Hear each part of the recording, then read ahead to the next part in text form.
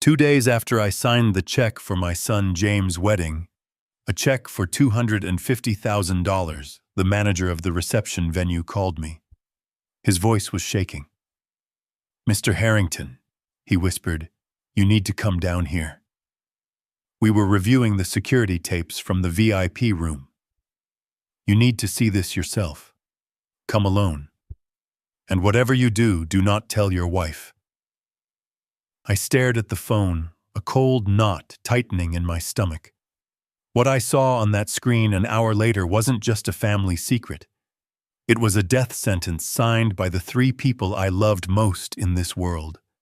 Before I tell you what I did to make them pay, please like this video and subscribe to the channel. Let me know in the comments if you have ever trusted the wrong person. My name is William Harrington. Everyone calls me Bill.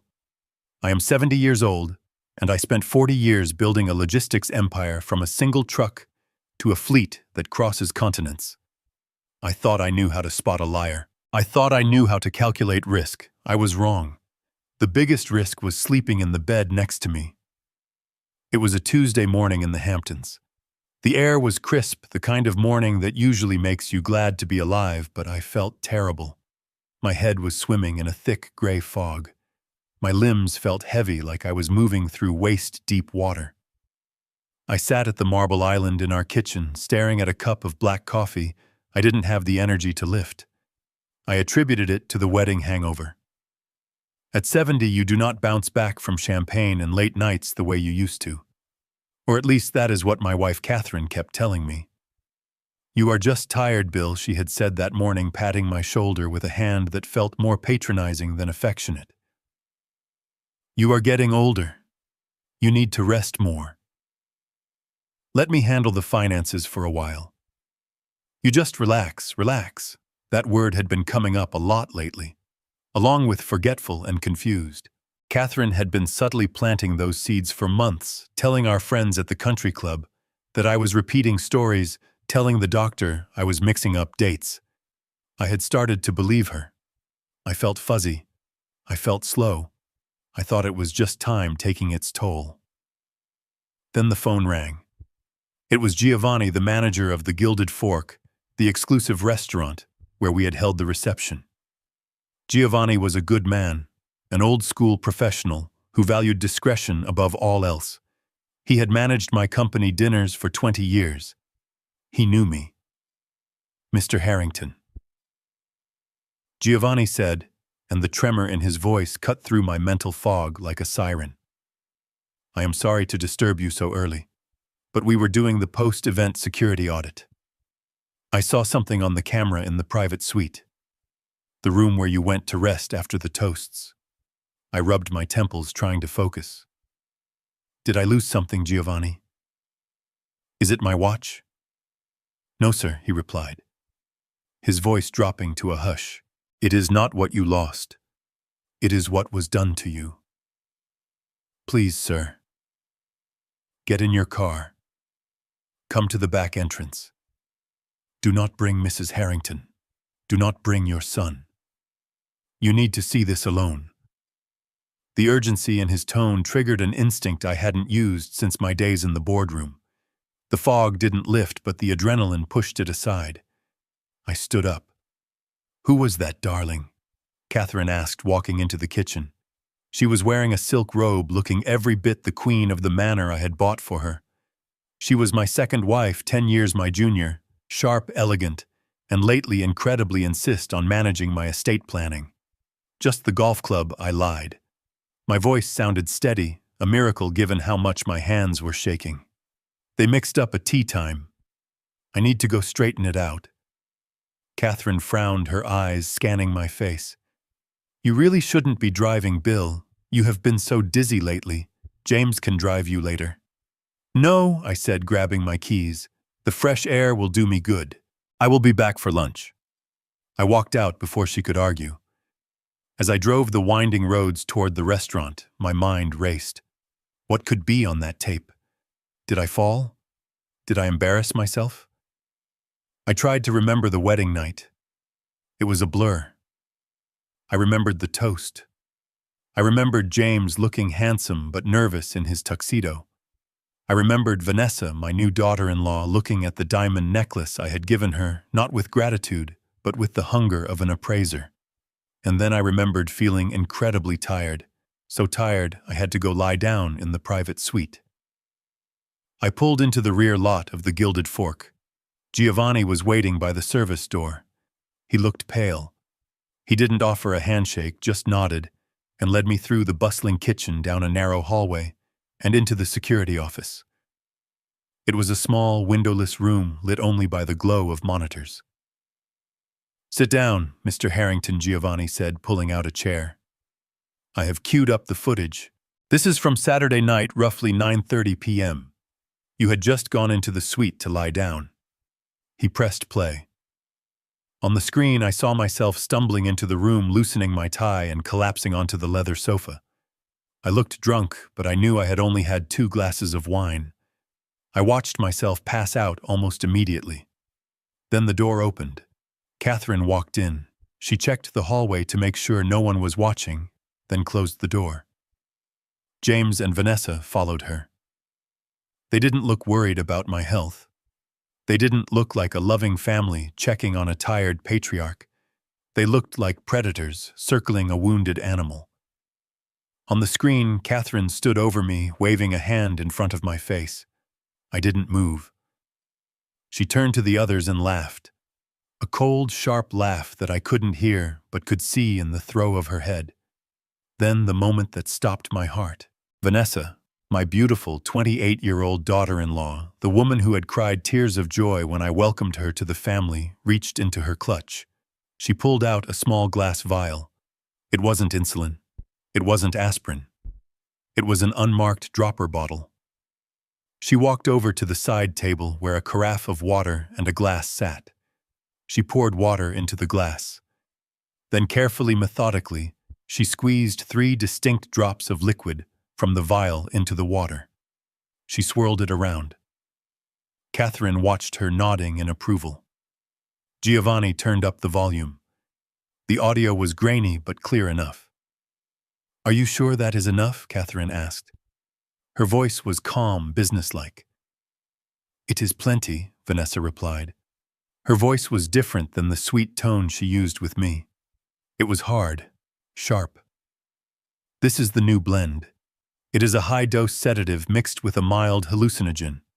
It will not just knock him out. It will scramble his neural pathways for the next 48 hours. When he wakes up, he won't know what day it is. He will be slurring his words. He will look exactly like a man with rapid onset dementia." James, my son, my only child, was standing by the door, wringing his hands. He looked pale. "Mom, Van, is this safe? What if his heart stops?" Vanessa turned on him, her face twisting into a sneer. She reached out and slapped his cheek lightly, but with infinite contempt.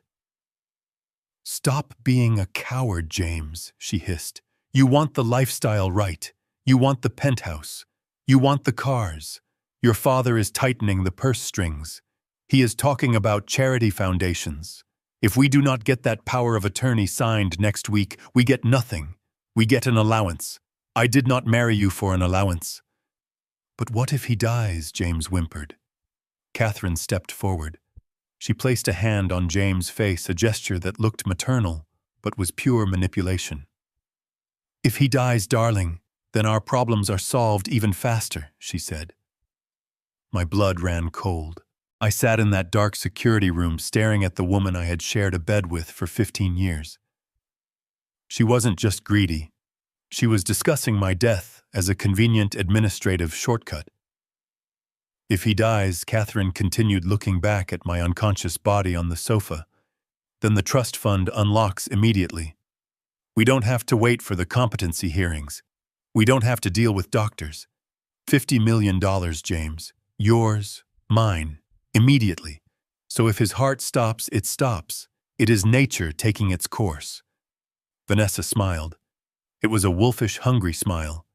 She handed the poisoned water to Catherine. "Make sure he drinks it when he wakes up. Tell him it is for the dehydration." I watched the screen as Catherine took the glass. The video fast-forwarded. I saw myself waking up groggy on the tape. I saw Catherine holding the glass to my lips playing the devoted wife. I saw myself drinking it, drinking the poison they had prepared for me. I felt a wave of nausea so strong I thought I would be sick right there on the floor. The dizziness I had felt this morning, the brain fog, the heaviness, it wasn't age. It wasn't wine. I was being drugged. I was being systematically poisoned by my own family to make me look incompetent so they could seize control of my empire. Giovanni stopped the tape. The room fell silent. The hum of the computer fans sounded like a roar in my ears. "Mr. Harrington," Giovanni said softly.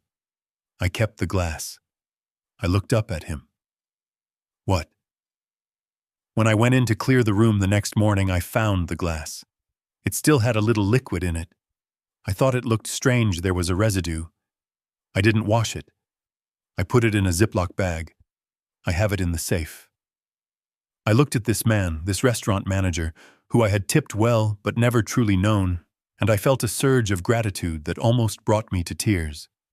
He had done what my own son hadn't. He had protected me. "Give it to me," I said. My voice was different now. The fog was still there, but piercing through it was a cold, hard rage. It was the voice I used when I was crushing a competitor or firing a corrupt executive. Giovanni opened the safe and handed me a plastic bag containing the highball glass. I could see a faint oily film on the surface of the remaining water. "Thank you, Giovanni," I said, taking the bag. "You have saved my life. I will never forget this. But I need you to do one more thing for me. Anything, Mr. Harrington. Delete this footage from the main server," I said. "Copy it onto a flash drive for me, and then wipe it from the system. If they come back, if they ask to see the tapes, tell them the cameras were malfunctioning. Tell them nothing exists. But sir, if we delete it, they cannot know I cut him off. If they know I have seen this, they will change tactics. They might try something more direct. They might try to finish the job before I can stop them. I need them to think I am the confused, sick old man they created. I need them to think they are winning." Giovanni nodded slowly, understanding the game. "I will handle it, sir." I took the flash drive and the bag with the glass. I walked out to my car, the mid-morning sun blinding me. I sat in the driver's seat, gripping the steering wheel until my knuckles turned white. My son. My wife. My daughter-in-law. They wanted to declare me mentally incompetent.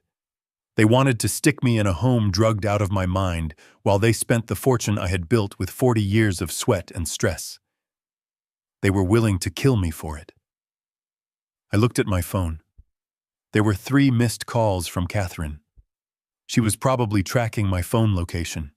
She was probably wondering why I was at the restaurant and not the golf course. I needed a plan. I couldn't go home yet. I couldn't look them in the face without exploding, and if I exploded now, I would lose the advantage. I needed to know exactly what was in my system. I needed to secure my assets. I needed a lawyer who was more shark than human. I started the car and dialed a number I hadn't called in years. It was the personal line of Marcus Blackwood. Blackwood wasn't a family lawyer. He was a corporate litigator, a man known in New York as the Grim Reaper. He destroyed companies for a living. He didn't have a heart, but he had a brilliant mind, and he owed me a favor. "Blackwood," I said when he answered. "It is Bill Harrington. I need you to clear your schedule." Bill Blackwood's voice was smooth like gravel in oil. "It has been a while. I am in the middle of a merger." "Cancel it," I said. "I have a job for you. It is not a merger. It is a demolition. I need to meet you at your private clinic. I need a full toxicology screen, blood and hair. And then I need you to draft some papers." "Toxicology?" Blackwood paused. "Who are we targeting, Bill?" "My family," I said. "I want to destroy them, Marcus. I want to leave them with nothing but the clothes on their backs and a prison sentence. Can you handle that?" I could hear the smile in his voice. I will see you in an hour, Bill. I hung up the phone and pulled out of the parking lot. As I drove, I rehearsed my role. I had to go back to that house. I had to walk through that door and pretend to be the confused, stumbling old man they wanted me to be. I had to drink their soup and smile at their lies. I had to let them think they were the predators. They had no idea. They had forgotten who I was. They thought I was just a checkbook. They forgot I was the man who negotiated with unions in the 80s, who broke strikes, who swallowed competitors whole. I wasn't the prey. I was the trap. And they had just walked right into me. I drove to Blackwood's private medical facility first. It was discreet, expensive, and completely off the books. The doctors took my blood. They took the glass with the oily residue. They told me they would have a preliminary analysis in 4 hours. While they drew my blood, I sat with Blackwood. He was a thin man with eyes like flint. He listened to my story without blinking. He watched the footage on the laptop. When Vanessa slapped James, Blackwood actually chuckled. "Charming girl," he said. "So what is the play, Bill? Divorce? Disownment?" "No," I said. "That is too easy. If I divorce Catherine now, she gets half. She will argue she was a faithful wife and I am paranoid. If I disown James, he will contest the will, claiming I am senile, and with the drugs in my system, he might win. I need them to do something undeniable. I need them to sign their own confessions." Blackwood leaned back, steepling his fingers. "You want to bait them?" "I want to give them exactly what they want," I said. "They want control.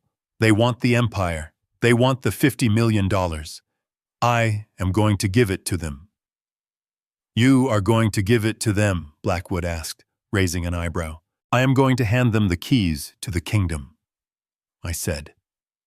"I am going to sign a document giving them full control over the family trust, effective immediately." "Bill, have you lost your mind? That is financial suicide." "Read the fine print, Marcus," I said. "I want you to draft a special trust agreement. It will look standard. It will give them control of the assets. But I want a clause buried in the addendums. A clause that states that any proven criminal activity, any fraud, or any physical harm done to the grantor automatically revokes the trust and triggers a transfer of all assets to a holding company controlled by you. And I want a clause that says by signing they accept full criminal liability for the management of the funds and the care of the grantor." Blackwood smiled. It was a terrifying sight. "You want to trap them in a fraud charge?" "Better," I said. "Once they sign that paper, they will think they have won. They will get sloppy. They will stop hiding their tracks. And when the toxicology report comes back proving they have been poisoning me, that signature won't just cost them the money. It will be proof of premeditation. It will turn a family dispute into a federal RICO case. They signed a contract to take care of me while poisoning me. That is malice aforethought." "I like it," Blackwood said. "It is cruel. They tried to erase my mind." "Marcus," I said, standing up, "cruelty is the only language they understand." I left the clinic and drove home. The sun was setting, casting long shadows across the lawn of my estate. I saw James' car in the driveway. He was back early. They were gathering. I checked my reflection in the rearview mirror. I looked tired, which was good. I let my shoulders slump. I relaxed my facial muscles to look vacant. I practiced a slight tremor in my left hand. I walked up the steps to the front door. I took a deep breath of the cool evening air. It would be the last clean breath I would take for a while. Inside, the air was thick with lies. I opened the door. Bill Catherine called out from the living room. Her voice was sharp, accusatory. "Where have you been? We have been worried sick." She walked into the foyer, flanked by James and Vanessa. They looked like a tribunal. I blinked, looking around the room as if I didn't recognize it. I let a little fear creep into my eyes. I don't know," I stammered, letting my voice quaver. "I went to the golf course, but I couldn't find my clubs. Did I leave them here?" I watched them exchange glances. Catherine looked at Vanessa. A small, triumphant smile touched the corner of her mouth. It was working. They bought it. "You didn't take your clubs, Bill," Catherine said, her voice shifting to a fake, soothing coo. "You left them in the garage." "Oh, honey, you are really getting confused. Come sit down." She took my arm. Her touch made my skin crawl, but I leaned into her, letting her support my weight. "I feel so heavy," I murmured. "It is okay, Dad," James said. He wouldn't look me in the eye. "We are here. We will take care of you." "Yes," Vanessa added, walking up to me. She placed a hand on my forehead. "You are burning up. You need fluids. I made you some special soup. It will make you feel better." Special soup. I knew exactly what that meant. More sedative. More hallucinogen. "That sounds nice," I said weakly. "I am so lucky to have you all." I let them lead me to the couch. I let them fuss over me. I watched Vanessa go to the kitchen to fetch the poison. I sat there, a wolf in sheep's clothing, and I waited. The game had begun. The foyer of my own home felt like a foreign country, a cold, marble-floored embassy where I no longer held diplomatic immunity.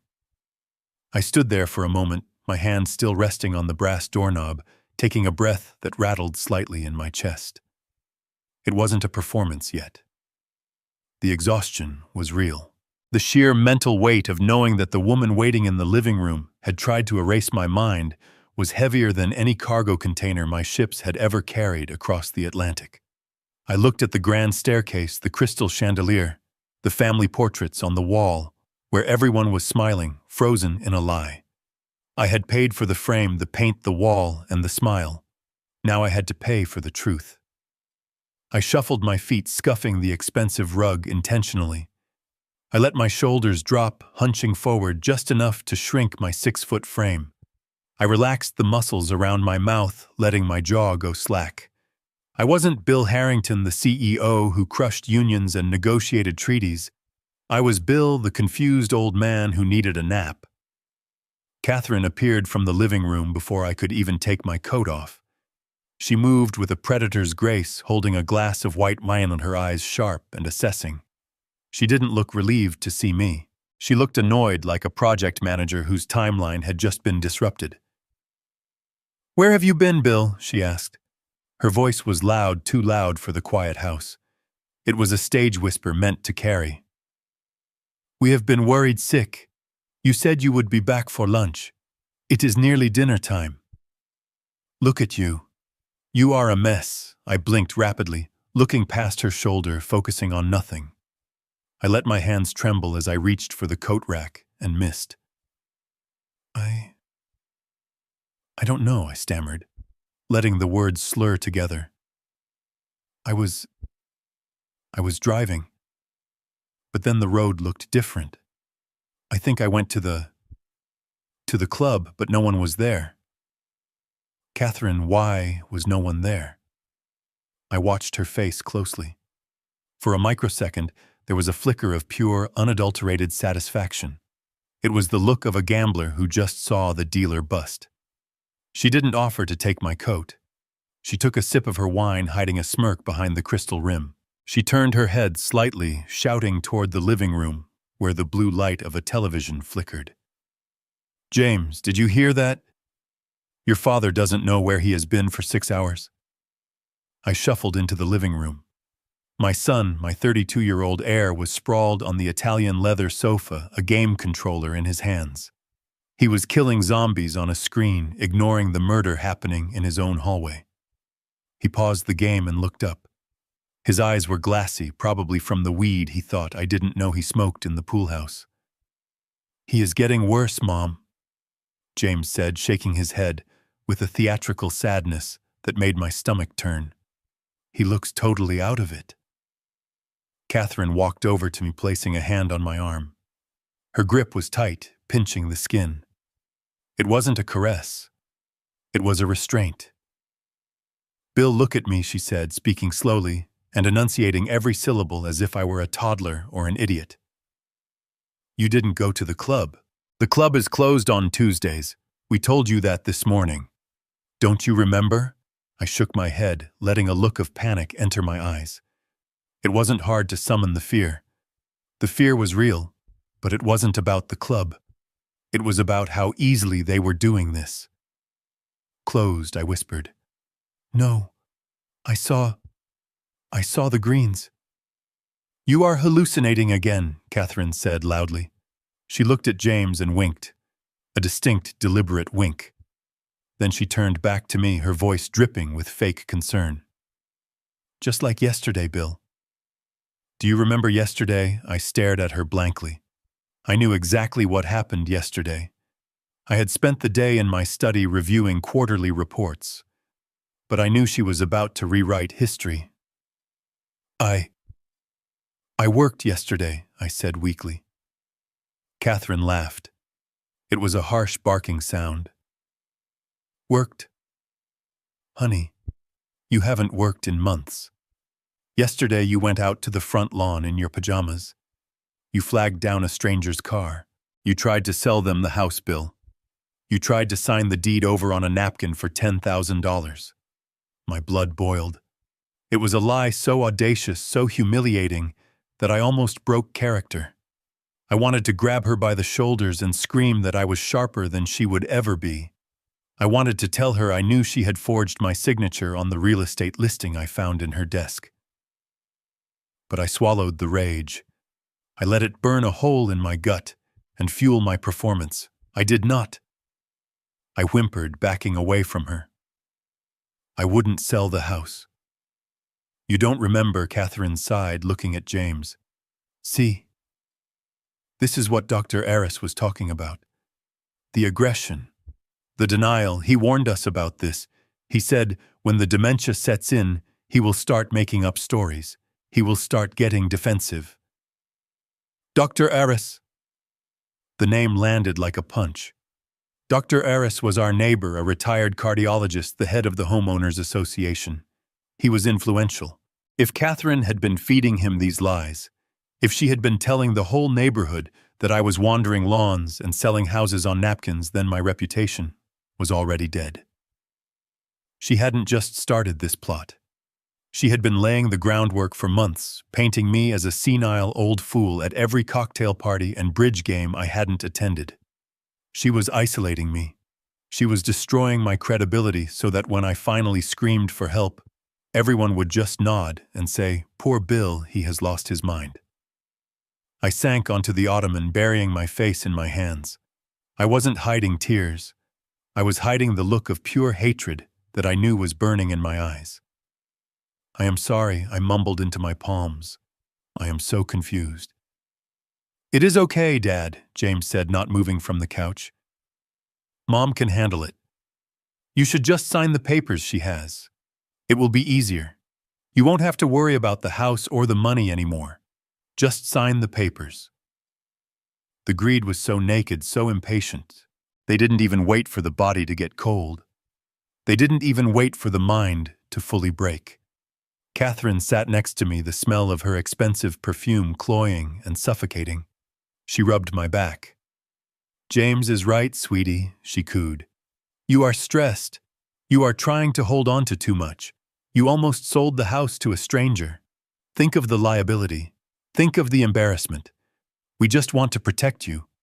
We want to make sure you don't hurt yourself or anyone else. She leaned in close, her lips brushing my ear. Her voice dropped to a whisper that James couldn't hear, a whisper that carried the true venom of her soul. You are losing it, old man. You are slipping away. Soon you won't even remember your own name. And frankly, it is a relief. You have been a burden for a long time. I shivered. It was the reaction she wanted. She interpreted it as fear, as weakness. She stood up triumphant. I am going to have Vanessa bring you something to eat, she announced, clapping her hands together like a schoolteacher dismissing a class. She made a special soup. It will help you sleep. You need sleep, Bill. A long, deep sleep. She walked toward the kitchen, her hips swaying, confident that she had won. James went back to his video game, the sounds of digital gunfire filling the room. I sat alone in the center of my empire, a king playing the fool, waiting for the poison to be served. I watched James' thumbs move over the controller, destroying pixelated enemies, completely unaware that the man sitting behind him was about to delete his entire future. The gaslighting was over. The war had begun. The dining room was a cavern of shadows, illuminated only by the dim glow of the crystal chandelier that I had imported from Italy 30 years ago. It was a room built for feasts, for Thanksgiving laughter, for closing deals over aged scotch. Now it felt like an execution chamber. I sat at the head of the table, my usual spot, but I felt small in the high-backed chair. I kept my posture slumped, my hands resting on the polished wood with a deliberate tremor. I had to look like a man whose empire was crumbling along with his mind. Vanessa entered from the kitchen carrying a silver tray. She walked with a confident, rhythmic click of her heels against the parquet floor. She was wearing an apron over her designer dress, a prop to sell the image of the caring daughter-in-law, but her eyes were cold, calculating flint. On the tray sat a single porcelain bowl steaming gently. "Here we are, Dad," she said, her voice dripping with a sweetness that made my teeth ache. "I made this just for you. It is a mushroom consommé. Very light, very easy to digest. You need something warm in your stomach after being confused all day." She placed the bowl in front of me. The smell hit me instantly, earthy, savory, and beneath it, a faint chemical acridity that a younger man might have missed or a trusting man might have ignored. But I was neither. I was a man who had just watched a video of this woman dropping poison into my water glass. "Thank you," I mumbled, staring at the dark liquid. "It looks good." I didn't pick up the spoon. I let my hand hover over it, shaking. I looked up at James. My son was sitting to my right, the place of honor. He wasn't eating. He wasn't looking at me. He was hunched over his phone, his thumb scrolling mindlessly through a social media feed, the blue light reflecting in his glasses. He looked pale, sweaty. He knew what was in the soup.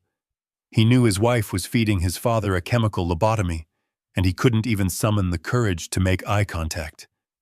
"James," I said, my voice raspy, Are you hungry?" He flinched, almost dropping the phone. No, Dad. I ate earlier. You just eat. You need the strength." Vanessa pulled out the chair to my left and sat down, leaning her elbows on the table, watching me with the intensity of a hawk watching a field mouse. "Go on, Bill," she urged. "It will get cold. And we have things to discuss." I picked up the spoon. My hand shook so badly the utensil clattered against the china. I saw a flash of annoyance cross Vanessa's face. She didn't want to nurse me. She wanted to drug me and be done with it. I am trying," I stammered. I lifted the spoon to my lips, feigning a sip but keeping my lips tight. I let the liquid touch my skin, burning slightly, then lowered the spoon. I needed a distraction. I needed 10 seconds of blindness. I started to cough. It was a dry, hacking sound that I forced from my diaphragm. I dropped the spoon. I grabbed the linen napkin with my left hand and brought it to my face, hacking loudly, my body convulsing forward over the table. "Oh, God." Vanessa sighed, standing up. "James, get him some water." James scrambled up, heading for the sideboard where the pitcher was. Vanessa turned her head to snap at him to hurry. That was my window. With my right hand, I reached into the wide cuff of my blazer. I had taped a heavy-duty Ziploc bag inside the sleeve earlier, the opening propped wide with a rigid piece of plastic collar stay. It was a crude mechanism, something I had improvised in the bathroom at the clinic, but it had to work. Still coughing into the napkin with my left hand, hiding my face and the bowl from their direct line of sight, I tilted the bowl toward my right wrist. I poured. The hot soup sloshed into the bag against my forearm. It burned. The heat seared my skin through the plastic, a sharp, biting pain that almost made me gasp for real. But I didn't flinch. I poured steady and fast, emptying 3/4 of the bowl into the hidden bag. I set the bowl back down just as James turned around with the water glass. I slumped back in the chair, wiping my mouth with the napkin, my right arm throbbing, the heavy hot bag swaying slightly inside my jacket. "I am sorry," I wheezed, taking the water from James. I swallowed the water greedily, washing away the taste of the lie. It went down the wrong pipe. Vanessa looked at the bowl. It was mostly empty. A look of pure, unadulterated triumph washed over her face. She didn't care that I had choked. She cared that the liquid was gone. "Good job, Bill," she said, sitting back down, her posture relaxing. "See, you are feeling better already." I nodded, breathing heavily, acting as though the exertion had drained me. I felt sleepy. "That is the medicine working," she said soothingly. "Or the nutrients. You just need rest.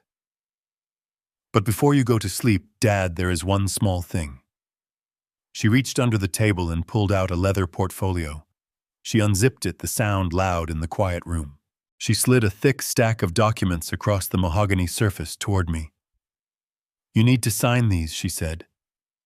I squinted at the papers, letting my eyes lose focus. "What? What is this?" "It is the transfer documents, Bill," she said, her voice taking on that saccharine gaslighting tone again. "For the company, for the logistics division, remember? We talked about this last week. You said you were too tired to manage the fleet anymore. You said you wanted James to take over as CEO immediately. You promised." I stared at her. The audacity was breathtaking. I had never said that. In fact, last week I had told James that he wasn't ready, that he lacked the discipline to run the logistics arm. I had told him he needed another 5 years in operations. But here she was rewriting reality banking on the drugs she thought I had just ingested to make me compliant. I promised," I asked, looking at James. James finally looked up. His eyes were wet, terrified. He looked at Vanessa, then at me. He swallowed hard. "Yeah, Dad," he croaked. "You did. You said you wanted to retire. You said you wanted to spend more time with Mom. You told me to have the lawyers draw it up." He was lying to my face. My son. The boy I had taught to fish, the boy I had bailed out of college debts, the boy I had groomed to take my place one day. He was looking me in the eye and lying to steal my life's work. He wasn't just weak. He was broken. He had sold his integrity, his loyalty, his very soul to this woman who treated him like a lapdog. He had chosen the path of least resistance, and that path led directly over my grave. I looked down at the papers. The text swam before my eyes, not because of drugs, but because of tears I refused to shed. Transfer of ownership. Irrevocable power of attorney. It was a coup d'etat on bond paper. I don't remember," I whispered. "That is okay," Vanessa said, pushing a gold pen into my hand. Her fingers brushed mine, cold and dry. "You don't have to remember every detail. You just have to trust us. We are family. We are doing this for you. James will take care of the company. You just need to sign here and here and here. Then you can go to sleep." I held the pen. I felt the weight of it. I could sign. I could sign their fake document with my shaky hand, knowing that the document I had prepared with Blackwood would nullify it the moment the ink dried. I could give them this victory so they would lower their guard. Or I could wait. If I signed now, they might accelerate the timeline. If they had the company, they didn't need me alive. I let the pen drop from my fingers. It rolled across the table. I can't," I mumbled, letting my head loll forward. "My hand, it won't work. I am so tired. Tomorrow. I will sign tomorrow." Vanessa's face tightened. She looked like she was about to scream. She grabbed my arm, her nails digging in. "Bill, focus," she hissed. You need to do this now. The lawyers are waiting. Mom, stop, James said, standing up. He looks like he is going to pass out. Let him sleep. The drugs. The soup needs time to settle. He will be more compliant in the morning. Vanessa glared at James, then back at me. She released my arm. She let out a huff of frustration. Fine, she spat. Tomorrow morning. First thing. But Bill, you promised. Don't forget again. I stood up, swaying on my feet, clutching the bag of burning soup against my ribs. I won't forget, I whispered. I shuffled out of the room, leaving them with their victory. I walked up the grand staircase, my legs heavy, my heart pounding a rhythm of war. I entered my bedroom and locked the door. I went straight to the bathroom and pulled the bag from my sleeve. The skin of my arm was red and blistered, but I didn't care. I poured the poisoned soup into a sterile container I had taken from the clinic. I looked at myself in the mirror. The old man was gone. The predator was back. They wanted the company. They wanted the money. They wanted me gone. Tomorrow they would get exactly what they deserved. Tomorrow I would sign their papers. And the day after that I would bury them. The silence of the house at 3 a.m. was heavy, a physical weight pressing against my eardrums. It wasn't the peaceful silence of a home at rest. It was the held breath of a crime scene. I lay in bed, staring at the ceiling, listening to the rhythm of the house. I heard the refrigerator hum downstairs. I heard the wind rattle the window pane. I heard the settle of the foundation. But mostly, I listened for them. James was snoring in his old room down the hall, a sound that used to comfort me when he was a boy, but now just sounded like the arrogance of the ignorant. Catherine and Vanessa were in the master suite, sleeping in the bed that I had paid for under the roof I had built. They were sleeping the sleep of the victorious. They thought I was sedated. They thought the chemical cocktail in the soup was currently dissolving my cognitive functions, turning my brain into a pliable mush ready for molding. I sat up, ignoring the throbbing burn on my forearm where the hot liquid had scalded me. The pain was good. It was a tether to reality. It kept me sharp. I slipped out of bed, my bare feet making no sound on the plush carpet. I didn't turn on a light.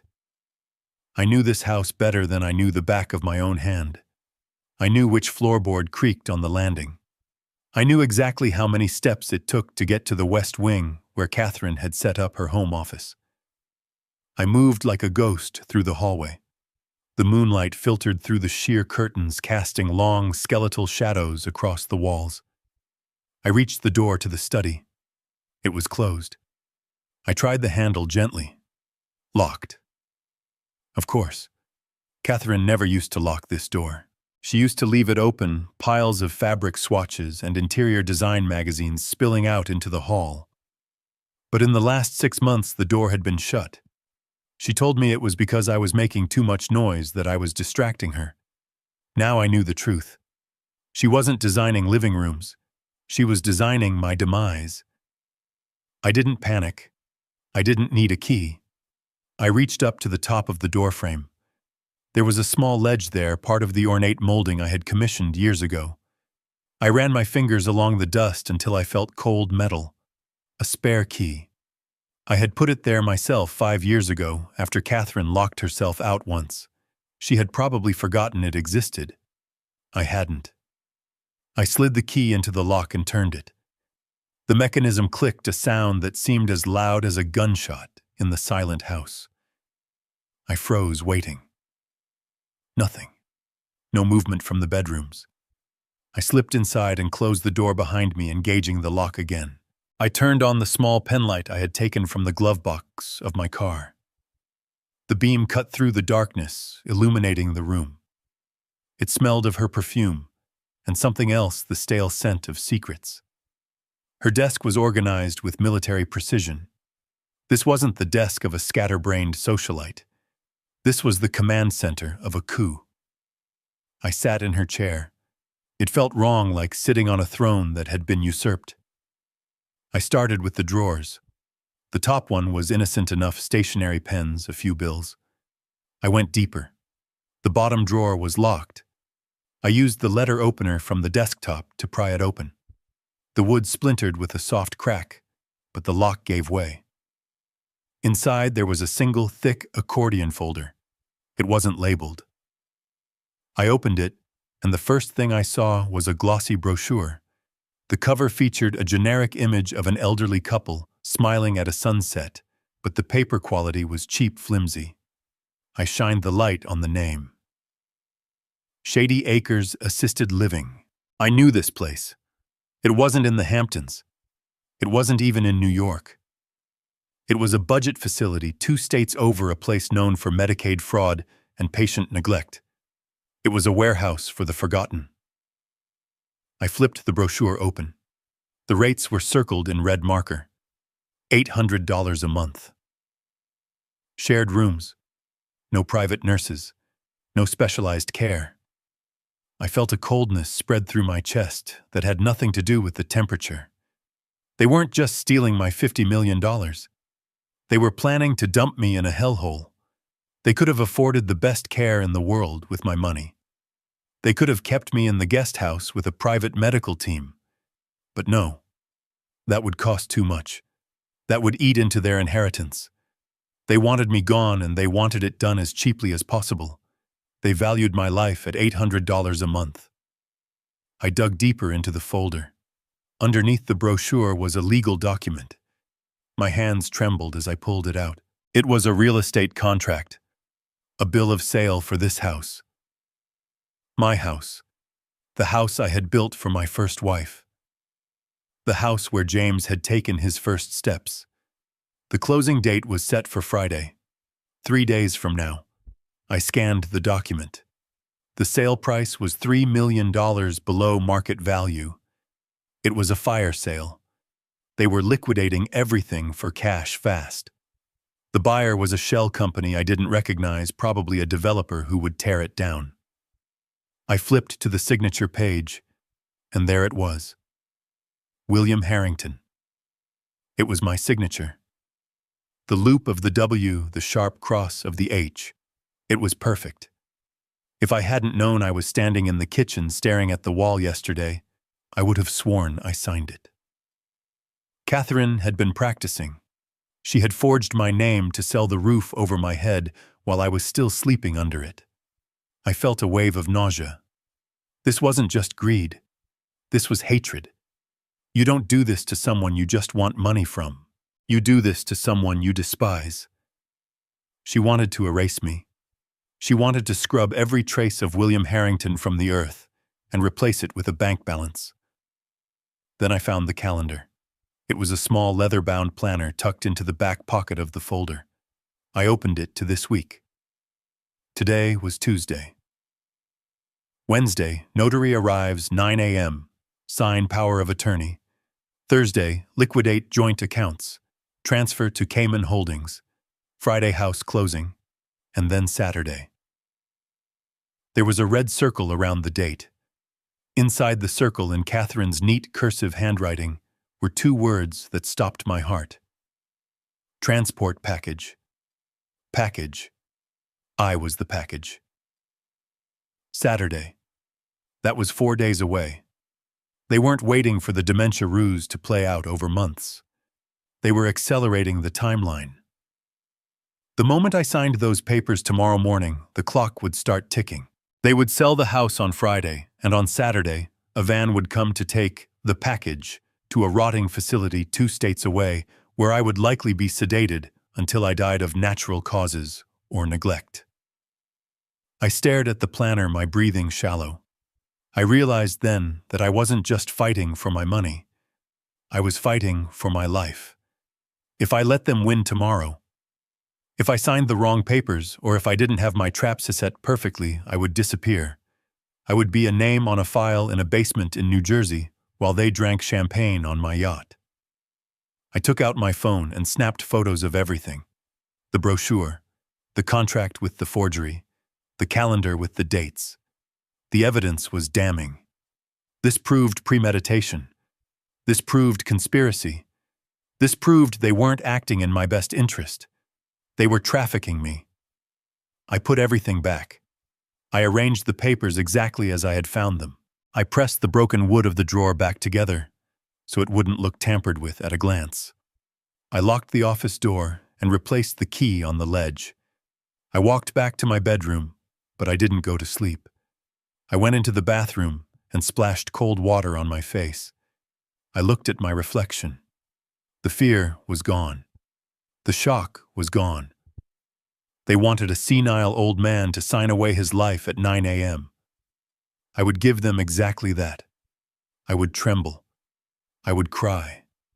I would beg them to take care of me. I would sign their death warrant with a shaky hand and a grateful smile. I looked at the burn on my arm again. It was blistering now. Good. Pain is a great motivator. I lay back down in bed waiting for the sun to rise. I had 4 hours until the notary arrived. 4 hours until the performance of a lifetime. They thought Saturday was the end of the line. They didn't know that for them the world was going to end on Wednesday. The office of Marcus Blackwood was located on the 45th floor of a glass monolith in Midtown Manhattan. It was a space designed to intimidate, filled with chrome black leather and a panoramic view of the city that made human beings look like ants. I sat in a chair that cost more than my first car, staring at the man who had helped me dismantle 3 hostile takeovers in the 90s. Blackwood hadn't aged. He had just cured like expensive leather. He sat behind his desk, reading a thin file with a look of clinical detachment. He closed the folder and slid it across the obsidian desk toward me. "You are a walking chemistry set," Bill Blackwood said. His voice was dry, devoid of sympathy, which was exactly what I needed. "The lab results came back an hour ago. You have high concentrations of midazolam in your blood. It is a potent sedative usually used for anesthesia before surgery. It causes memory loss, confusion, and lethargy." I nodded slowly. That explained the fog. That explained why I couldn't remember driving. And Blackwood continued, leaning forward. "There is something else. A synthetic compound similar to psilocybin, but modified. It is a hallucinogen. In small doses, it causes visual distortions, paranoia, and disorientation." I clenched my fists in my lap. They weren't just knocking me out. They were trying to make me see things. They wanted me to rave about golf clubs that weren't there and sell houses to imaginary buyers. They were manufacturing madness. "Is it lethal?" I asked. "In these doses, probably not immediately," Blackwood said, "but combined with alcohol or if you drove a car. Yes, it could kill you, and long-term it would fry your neural pathways. They were lobotomizing you by the teaspoon." I looked at the report. It was a piece of paper, a medical analysis, but to me it was a declaration of war. It was proof that the woman I had married and the son I had raised were actively chemically assaulting me, so Blackwood said, steepling his fingers. "We have proof of poisoning. We have the video. We have the forged real estate contract you found. I can have the police at your house in 20 minutes. We can have them arrested for attempted murder, fraud, elder abuse. We can freeze the assets. You can file for an immediate divorce and get a restraining order. It is clean. It is safe." I stared out the window at the skyline. I thought about the humiliation in the restaurant. I thought about James's cowardly silence. I thought about Vanessa's smirk as she handed me the pen. "No," I said. Blackwood raised an eyebrow. "No, Bill, they are poisoning you. If I arrest them now, it becomes a media circus." I said, my voice low and hard. "They will get lawyers. They will claim I was self-medicating. They will say the video was taken out of context. They will say they were trying to help me manage my pain. Catherine is charming. She will cry on the stand. She might get a plea deal. She might walk away with a few years of probation and half my money in a divorce settlement because New York is a no-fault state." I turned back to him. "I don't want a settlement, Marcus. I don't want them to have a defense. I want them buried. I want them to lose everything. The money, their freedom, their reputation. I want them to wake up in a cell wondering how they walked into their own grave. Blackwood smiled. It was a shark's smile. What do you have in mind? I want you to draft a document, I said. A family asset management agreement. A what? Blackwood asked. It needs to look like a surrender, I explained. It needs to look like I am giving them exactly what they want. I want to transfer the control of the $50 million family trust to James and Catherine as joint trustees, effective immediately. Blackwood looked at me like I had actually lost my mind. Bill, if you sign that they can drain the accounts in an hour, they can wire that money to the Caymans and vanish. Not if the document is structured correctly, I said. I want you to write it so that they gain control, yes. But I want a clause. A specific binding clause buried in the fiduciary responsibilities section. A clause that states that by accepting the role of trustee, they accept full personal and criminal liability for the physical well-being of the grantor. Me. Go on, Blackwood, said his eyes narrowing in interest. I want the language to be explicit, I continued. By signing, they acknowledge that any deterioration in my health due to external factors, any evidence of neglect or any trace of non-prescribed substances in my system constitutes a direct breach of the trust. And here's the kicker, Marcus. I want a trigger clause. If a breach is detected, the trust doesn't just revert to me. It converts into a debt. A personal debt owed by the trustees to the estate. Blackwood started to laugh. A low, dry chuckle. You want to turn the $50 million into a liability. Exactly, I said. If they poison me after signing that paper, they aren't just committing a crime. They are committing fraud against a federal trust document. They are acknowledging that they are responsible for my health, which means the drugs in my blood become evidence of embezzlement and breach of contract. It moves the case from family court to federal court. It triples the prison time. And it gives us the power to seize every dime they have, even the money they didn't steal from me, to pay back the debt. And I added, I want a provision that says the trust becomes active only upon the notarized signature of all parties, and that the funds are released 24 hours after signing. That gives me a 24-hour window where they think they have won, where they will be celebrating, where they will be sloppy. Blackwood pulled a yellow legal pad toward him and started writing furiously. This is diabolical, Bill, he muttered. It is a Trojan horse. You are inviting them inside the walls just so you can burn the city down around them. Can you have it ready by 8 a.m. tomorrow, I asked. I will have it ready in 2 hours, Blackwood said. I will use the standard boilerplate for the first 20 pages, so they get bored reading it. I will bury the liability clause on page 22 right after the section on dividend yields. They never read the yield sections. They only look at the signature line. Make it look official, I said. Gold seal, heavy bond paper. Make it look like the keys to the kingdom. Blackwood paused, pen hovering over the paper. Bill, you know you have to go back there tonight. You have to survive one more night in that house. If they suspect anything, if they decide to accelerate the timeline. I touched the burn on my arm. It was throbbing under my jacket, a constant reminder of the hate that fueled me. I will be fine, Marcus, I said. I have the antidote. Antidote, adrenaline, I said, and the knowledge that tomorrow I am going to watch them sign their lives away. I stood up to leave. Blackwood stood as well and shook my hand. His grip was firm. Be careful, Bill, he said. You are playing a dangerous game. You are baiting wolves with your own throat.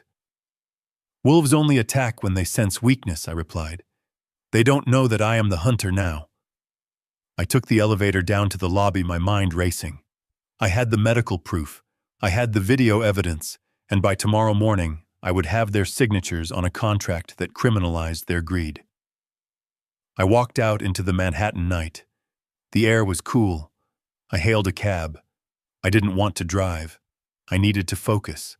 I needed to prepare for the performance of a lifetime.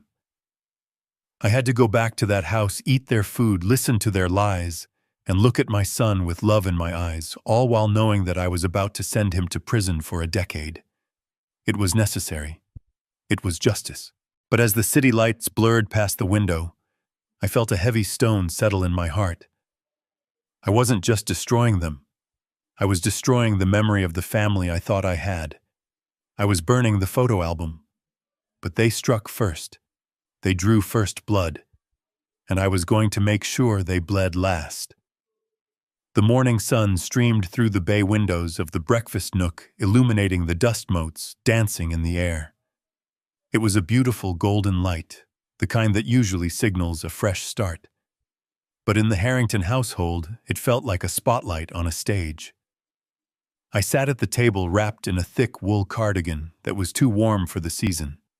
I had chosen it deliberately. It made me look frail, shrinking my frame, making me appear as though my blood had thinned and my bones had grown cold. I stared at the empty plate in front of me, my hands trembling with a practiced rhythm. They were all there.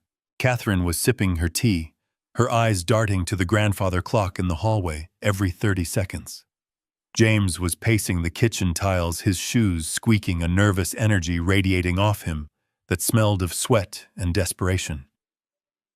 Vanessa sat across from me, her posture perfect, her face a mask of calm, though her fingers were tapping a manic beat on the granite countertop.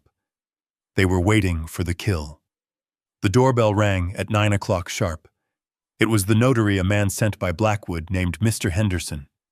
He was a stiff, humorless man with a briefcase that looked like it contained nuclear codes. He entered the room and the air shifted. The game was live. I cleared my throat. It was a wet, weak sound. "Everyone, please sit down," I said, my voice barely a whisper. James stopped pacing and sat next to Vanessa. Catherine took the seat at the head of the table, usurping my position without even asking. It was a small slight, but it told me everything. She already considered herself the master of the house. I looked at them. I let my eyes fill with tears. It wasn't hard. I just had to think about the boy James used to be, the toddler who used to fall asleep on my chest, and realize that the man sitting across from me was waiting for me to die. The grief was real. I just weaponized it. I have been thinking," I stammered, letting a tear roll down my cheek. I wiped it away with a shaking hand. "I don't know what is happening to me. Yesterday was a nightmare. I don't remember where I was. I don't remember what I did. I feel like I am losing pieces of myself every hour." Catherine reached out and covered my hand with hers. Her palm was warm, but her touch felt like ice. "Oh, Bill," she cooed, tilting her head. "It is terrifying, I know. But we are here. We won't let you fall." "I know," I sobbed, letting my head drop. "That is just it. I am scared. I am scared I will do something terrible. I am scared I will lose the money. I am scared strangers will take advantage of me. I can't carry the weight of the company anymore. It is too heavy. The numbers, they just swim in my head." I looked up at James. He was leaning forward, his mouth slightly open. He looked like a starving man watching a feast being laid out. "I want to give it to you," I said. "All of it." Vanessa inhaled sharply. It was a sound of pure avarice.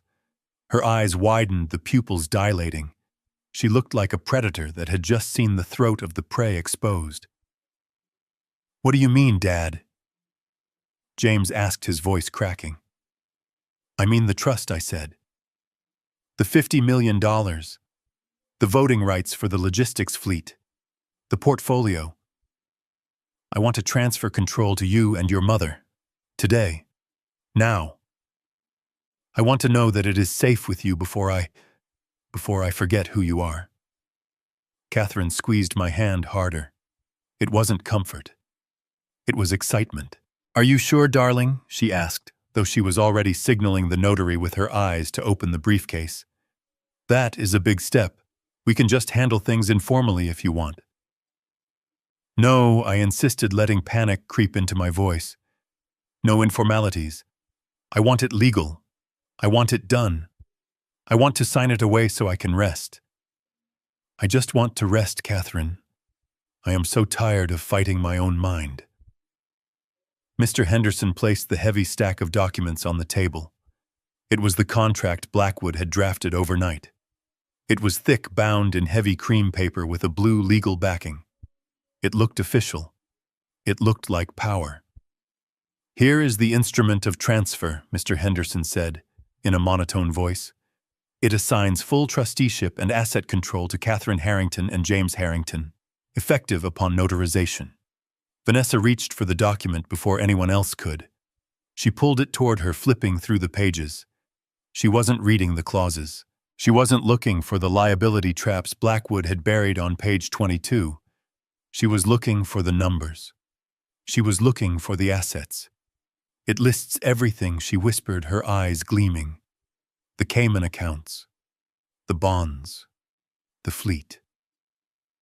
"It is all there," I said weakly. Just promise me you will take care of me. Promise me I won't end up in some state facility." "We promise, Dad," James said quickly. "We will keep you right here. We will hire the best nurses." "Liar." I had seen the brochure for Shady Acres. I knew exactly where they intended to send me. But I nodded, acting grateful. "Thank you," I whispered. "Okay, let's do it." "Where do I sign?" Mr. Henderson flipped to the signature page. I picked up the pen. My hand shook violently. I made a show of struggling to grip it. I wanted them to see how weak I was. I wanted them to feel superior. I signed. My signature was a jagged scrawl, barely legible but legally binding. I pushed the papers toward Catherine. She signed with a flourish. She didn't hesitate for a second. She didn't read a single word of the text above her name. She just saw the dollar signs and signed her life away. Then she pushed it to James. He took the pen, but then he stopped. He looked up at me. There was a greed in his eyes that I hadn't seen before. It wasn't just the passive greed of receiving an inheritance. It was the active, hungry greed of a conqueror who wants to make sure he got every single spoil of war. "Dad," James said, holding the pen above the paper.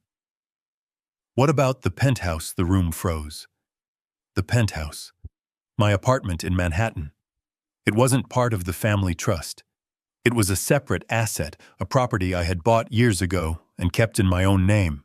It was worth $12 million. But more importantly, it was the headquarters for the Harrington Foundation. It was where my charity operated from. It was meant to be sold upon my death to fund scholarships for the children of my truck drivers. James knew this. He knew that apartment was sacred ground. "What about it?" I asked, my voice trembling. "It is not on the list," James said, tapping the document. "The trust covers the liquid assets and the company stock. But the deed to the penthouse isn't here." Vanessa looked up, her eyes narrowing. She hadn't noticed. She looked at James, then at me. "He is right," she said. "If you are transferring everything, Bill, you should transfer that too.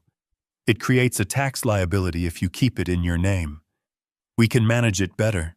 We can optimize it." Optimize it. That meant sell it. They wanted to sell the charity headquarters and pocket the cash. They wanted to strip the scholarships from the children of the men and women who actually built this company. I felt a surge of rage so hot, it almost burned through my act. I wanted to reach across the table and slap the pen out of his hand. I wanted to scream that he wasn't worthy to step foot in that apartment, let alone own it. The penthouse was my legacy. It was the one good thing I was leaving behind.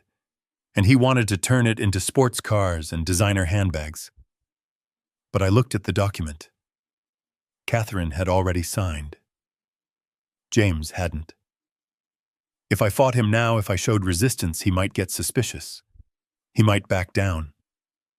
Or worse, they might realize I was lucid. The trap wasn't sprung yet. I needed his signature. I needed him to bind himself to the criminal liability clause. I looked at my son. I looked at the man who was willing to erase my charitable legacy for a quick payday. And in that moment, the last thread of fatherly affection I held for him snapped. It didn't break with a bang. It just withered and died. I forgot about the penthouse, I murmured, lowering my head. I am so confused. I thought I put it in. You didn't, James said, his voice hard. We need to add it. Can we add it now? He looked at Mr. Henderson. The notary looked at me. We can add an addendum, Mr. Henderson said calmly. A handwritten transfer of additional assets initialed by all parties. It is legal. Do it, Vanessa commanded. I looked at James. I let a tear fall onto the mahogany table. You really want the penthouse? I asked softly. It was for the foundation, James. For the driver's kids. Dad, James sighed, rolling his eyes. The foundation is a money pit. We can do more good if we manage the capital ourselves. We will donate to charity. Don't worry. Just let us handle it. He was lying again. He wouldn't donate a dime. Okay, I whispered. Okay, take it. Take it all. I don't want to worry about it anymore. Just take care of everything. Mr. Henderson wrote out the addendum on a fresh sheet of legal paper. Transfer of deed, 432 Park Avenue, Penthouse B. I signed it. I signed away my legacy. I signed away the last thing that was truly mine.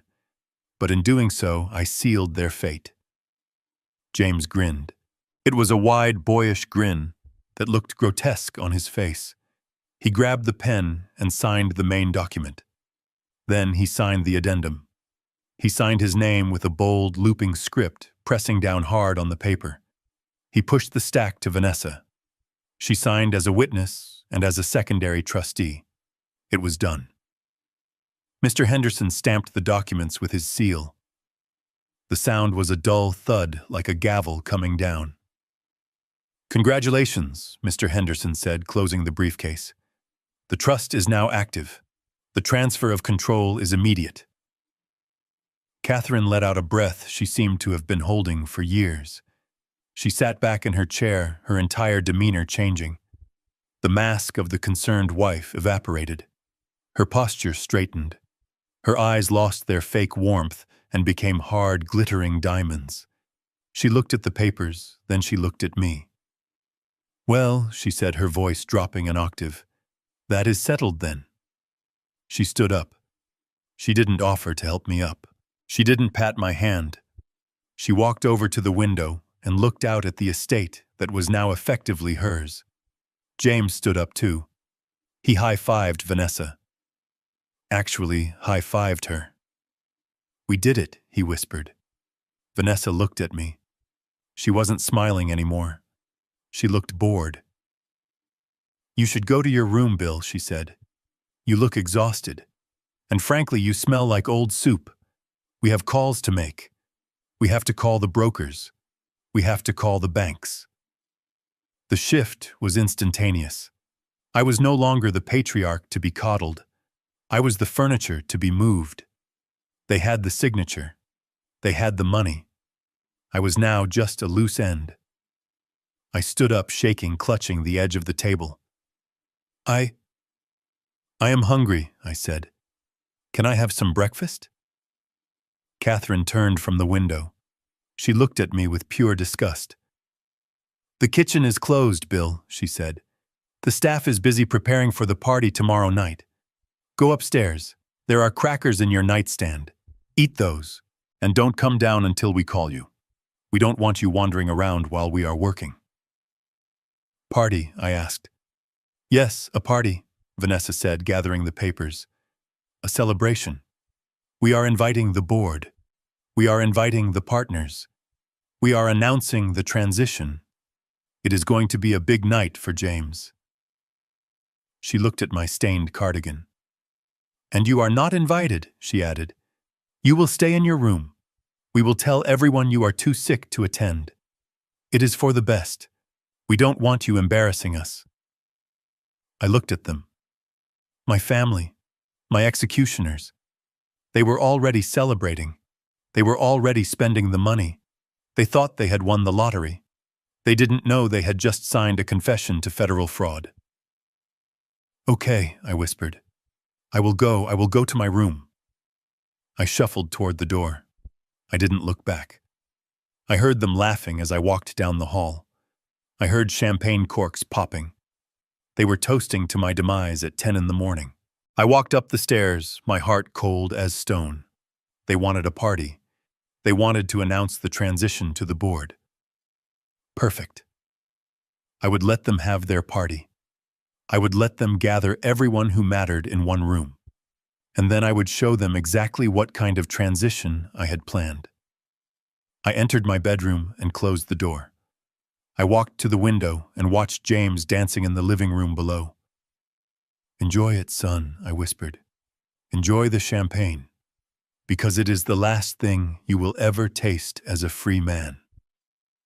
The heavy oak door clicked shut behind Mr. Henderson, the notary, and with that sound, the air in the room underwent a violent chemical change.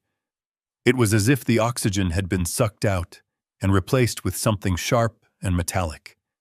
The warmth, the concern, the cloying sweetness that had suffocated me for the last 24 hours evaporated instantly. Catherine stood up from the table. She didn't look at me.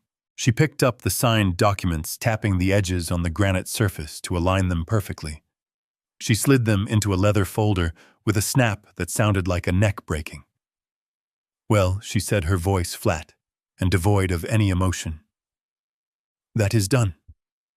She turned to James. "Get the champagne from the cellar. The vintage Dom Perignon. Not the cheap stuff we serve guests." James grinned a loose, intoxicated smile. "You got it, Mom." I remained seated, my hands still trembling on the table, maintaining the charade.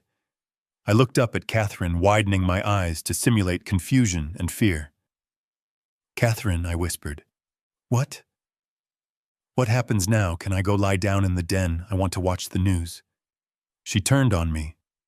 Her face, usually so carefully composed, twisted into a sneer of pure revulsion.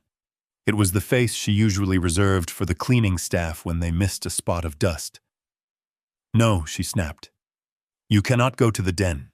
You are not going to clutter up my living space with your drooling and your confusion."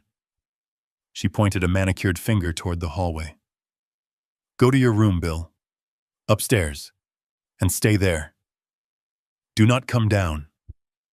Do not wander the halls. I don't want to see you until the transport arrives." "Transport?" I asked, letting my voice crack. "What transport?" We said we would hire nurses." "Here." Catherine laughed. It was a dry, humorless sound. "Nurses here. Do you have any idea how much private nursing costs? Do you think I want strangers running around my house changing your diapers and smelling up the guest suites?" She leaned over the table, bringing her face close to mine. I could smell the coffee on her breath. "We found a lovely place for you, Bill. Shady Acres. It is very quiet. They specialize in difficult cases like yours. The van will be here tomorrow morning at 8. So go pack a bag. Small. You won't need suits where you are going. Tomorrow." They had moved the timeline up. They weren't waiting for Saturday anymore. They had the signature, they had the keys to the penthouse, and now they wanted the body disposed of immediately. They were efficient, I had to give them that. They were clearing the board before the ink was even dry. But James promised," I stammered, looking toward the cellar door, where my son had disappeared. "James does what I tell him to do," Catherine hissed. "Now move. Get out of my sight." You look pathetic. I stood up slowly, leaning heavily on the chair for support. I didn't have to fake the heaviness in my legs. The sheer weight of her malice was enough to crush a younger man. I shuffled toward the door, my head bowed. As I reached the archway, Vanessa walked past me. She didn't step aside. She bumped my shoulder hard, knocking me off balance. I stumbled into the wall. "Watch it, old man," she muttered, not even glancing back. She walked into the kitchen, pulling her phone from her pocket. She dialed a number and put it on speaker as she poured herself a glass of water. I paused in the hallway, pressing myself against the wainscoting, hidden by the shadows. I needed this. I needed one last piece of audio to seal the coffin. "Hey, girl," Vanessa shouted into the phone. Her voice was bright, triumphant. A tinny voice answered. "Van, how did it go?" "It is done," Vanessa practically squealed. "We got it all. The trust, the company, even the penthouse. Can you believe it? He signed the penthouse over on a whim. He is so far gone he didn't even know what day it was." "Oh my God," the friend replied. "That is amazing. So you are rich now. I am wealthy," Vanessa corrected, laughing. "And the best part, we are getting rid of the dead weight tomorrow. We are shipping the old man off to some facility in Jersey in the morning. Jersey U. I know, right, but it is cheap. And once he is gone, the house is ours. James and I are moving into the master suite. I am going to burn those hideous curtains of his." I listened, my hand sliding into my cardigan pocket. My fingers curled around the small, cold metal of the digital recorder. The red light was steady. It was catching every word. So the friend asked, "What is the first purchase?" Vanessa leaned against the counter. I could hear the smile in her voice. "I am looking at the configurator right now," she said. "The Porsche 911 Turbo S, in acid green. I want something loud. I want everyone to know I have arrived. Finally, I don't have to beg for an allowance. Finally, the old bastard is out of the way." I clenched the recorder so hard the plastic creaked. Acid green. She wanted a car the color of bile to celebrate the destruction of my life. James came back up from the cellar holding a dusty bottle. He walked past me as if I were a coat rack. "Who are you talking to?" he asked Vanessa. "Just Sarah," Vanessa said, telling her the good news. "Pop the cork, baby. We have celebrating to do." "Celebrating too." James popped the cork. The sound ricocheted through the hallway like a gunshot. "To us," James said. "To us," Vanessa echoed. "And to the end of the William Harrington era." They clinked glasses. I turned and walked toward the stairs. I didn't make a sound. I climbed the steps one by one, feeling the burn of the poison on my arm, the weight of the recorder in my pocket, and the cold, hard resolve in my gut. They thought tomorrow morning was the end. They thought a van would come and take me away to rot in a shared room in New Jersey. They were already spending the money. They were already redecorating. They had no idea that the William Harrington era wasn't ending. It was just entering its most violent chapter. I reached my bedroom and closed the door.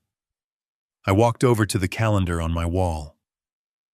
I looked at tomorrow's date, the day of the party, the day they planned to announce their victory to the world. I took a black marker from my desk.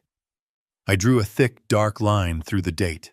"You want a celebration," I whispered to the empty room. "I will give you a celebration." I sat on the edge of the bed and waited for the night to fall.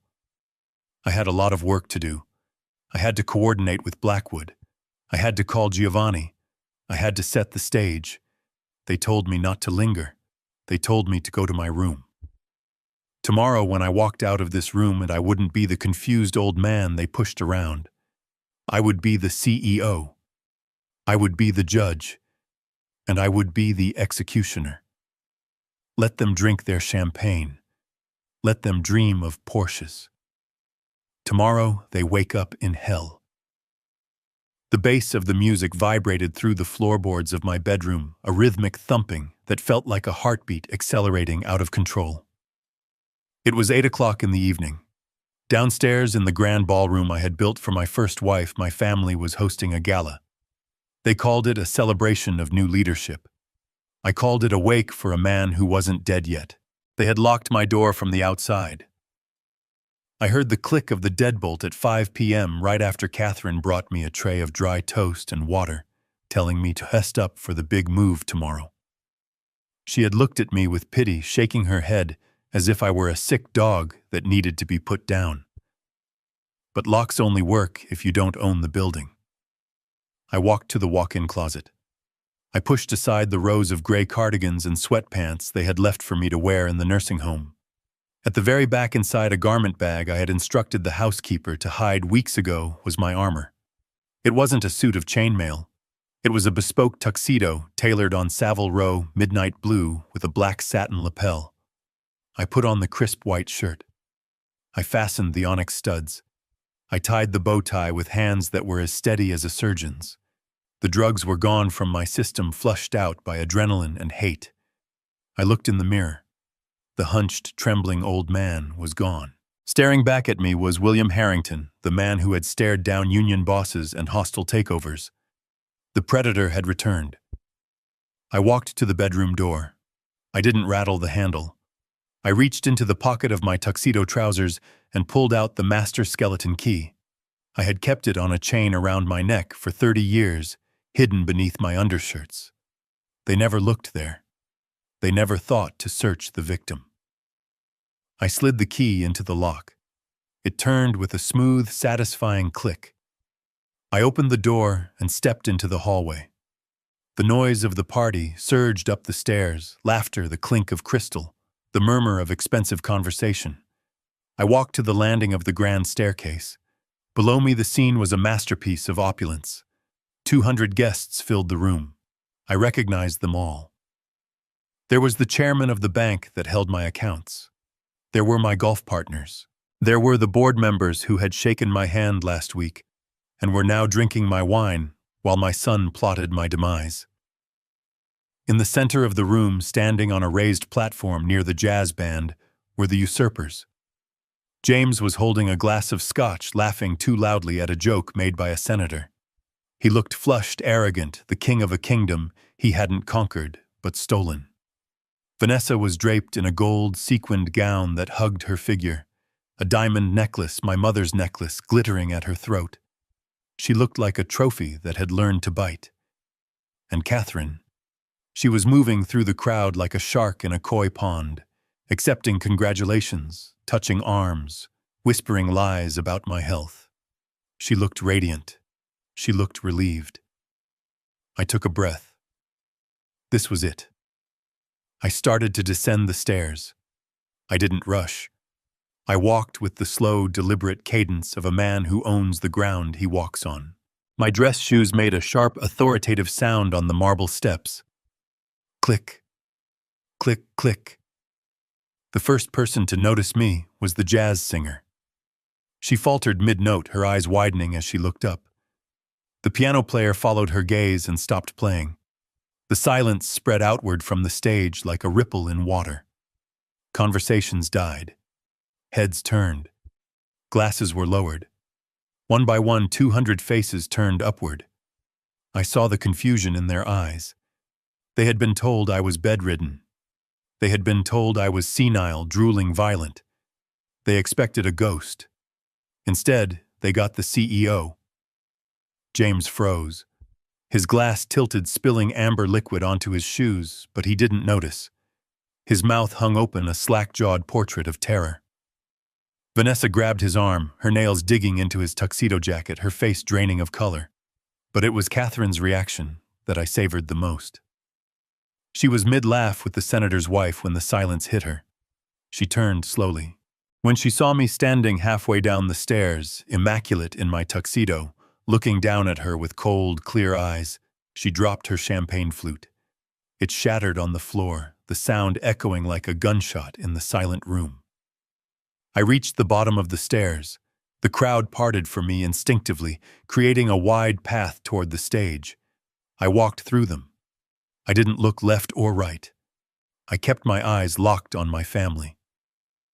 "Bill," someone whispered. I think it was my old CFO. He sounded terrified. I stepped onto the platform. The band scrambled out of my way. I took the microphone from the stand. I tapped it once. Thump. The sound boomed through the speakers. Catherine snapped out of her shock. She rushed toward the stage, her heels clicking frantically. Her face was a mask of panic, her eyes wide and wild. She waved her hands at the guests, trying to regain control of the narrative she had so carefully constructed. "Oh God," she cried out, her voice shrill and trembling. "Don't look, everyone. Please. He is having an episode." She scrambled up the steps of the stage, reaching for me. "Bill, stop," she hissed, her voice dropping to a venomous whisper as she got close. "What are you doing? Get back to your room. You are embarrassing us."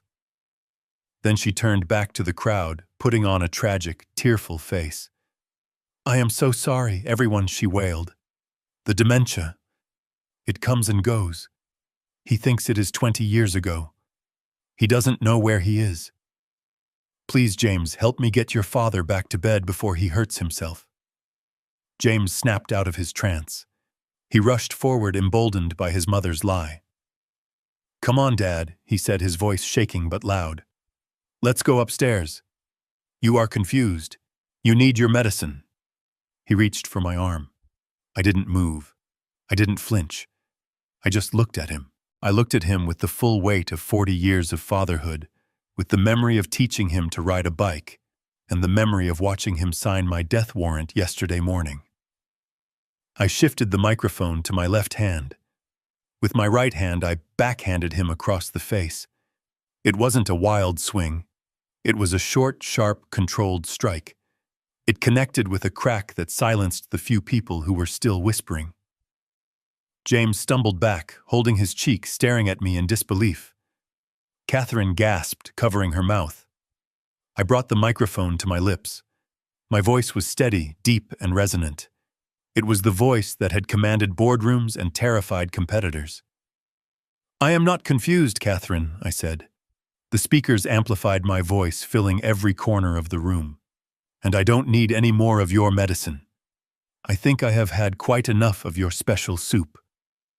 The crowd murmured. They sensed the danger. This wasn't a senile outburst. This was an execution. Vanessa stepped forward, trying to salvage the situation. She forced a laugh, a brittle, high-pitched sound. "Oh, Dad," she said, smiling at the guests. "See, he is aggressive. The doctor warned us about the aggression. It is the Alzheimer's. It makes them violent. We really need to get him to the facility." I turned my gaze to her. She flinched under the spotlight. "There is no Alzheimer's, Vanessa," I said calmly. "And there is no facility. Not for me, anyway." I reached into my inner jacket pocket. I pulled out a small silver remote control. It was connected to the projector system I had instructed Giovanni to set up behind the main screen earlier that afternoon. I looked out at the sea of faces. My friends. My colleagues. My betrayers. "You came here tonight to celebrate a transition of power," I said. "You came to toast the new management. Well, I don't want to disappoint you." Catherine lunged for the remote. "Give me that," I stepped back effortlessly. "I think it is time we all saw exactly how this transition was negotiated," I said. I pressed the button. The lights in the ballroom dimmed. The massive screen behind me, which had been displaying a slideshow of smiling family photos, went black for a second. Then the grainy black and white footage from the VIP room at the Gilded Fork flickered to life. Catherine froze. James turned pale. Vanessa stopped breathing. The show had begun.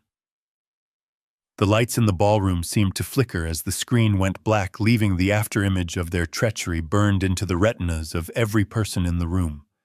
The silence was absolute, a heavy, suffocating blanket that smothered even the ambient noise of the air conditioning. It was the kind of silence that usually follows a gunshot. "You see," I said, my voice soft now, almost conversational, amplified by the speakers to reach every corner of the room. You thought you came here to celebrate a retirement. You thought I was stepping down because I was sick, because I was old, because I was losing my mind. I walked to the very edge of the stage, looking down at James. He was on his knees now, his hands clamped over his ears, as if he could physically block out the reality of what he had done. I am not sick, I said, my voice hardening. I was poisoned, systematically, chemically, by my wife, by my son, by the woman who calls herself my daughter. I reached into my breast pocket and pulled out the folded lab report Blackwood had handed me just 24 hours ago. I held it up, the paper stark white under the stage lights. This is a toxicology report from yesterday morning, I announced. It confirms high levels of midazolam and synthetic hallucinogens in my blood. The exact cocktail Vanessa described in that video. They didn't just plan it. They did it.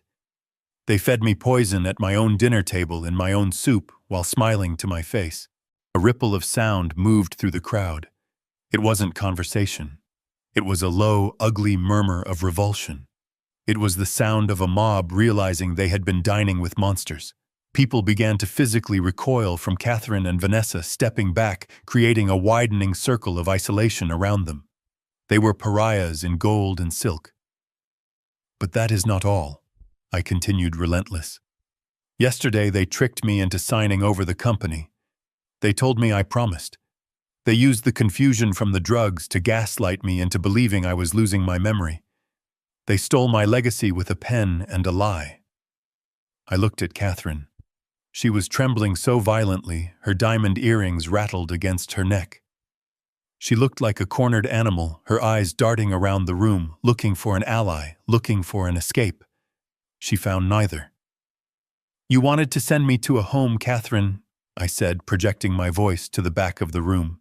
Shady Acres, $800 a month. You were going to lock me away in a shared room and throw away the key so you could spend my money on parties like this. I swept my hand across the room, gesturing to the opulent floral arrangements, the crystal towers, the wasted extravagance. Well, I said, the party is over. Catherine finally found her voice. It was a shrill, desperate scream that cracked in the middle.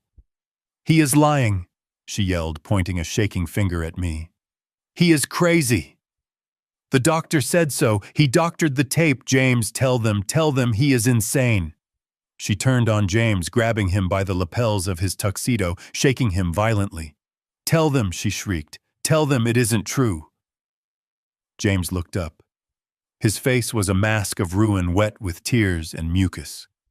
He looked at the blank screen, then at me, then at the crowd of people, his peers, his investors, his friends, staring at him with unmasked disgust. He opened his mouth, but no sound came out. He was broken. The weight of his own voice on that tape, asking if I would die, had crushed whatever resolve he had left. He can't tell them, Catherine, I said, because he knows. He knows what he signed yesterday. I pulled a copy of the trust agreement from my inner pocket. I unfolded it slowly, the crisp paper crinkling in the microphone. Yesterday morning, my family signed this document, I told the crowd. They thought they were signing a deed to my empire. But they didn't read the fine print. They were too greedy.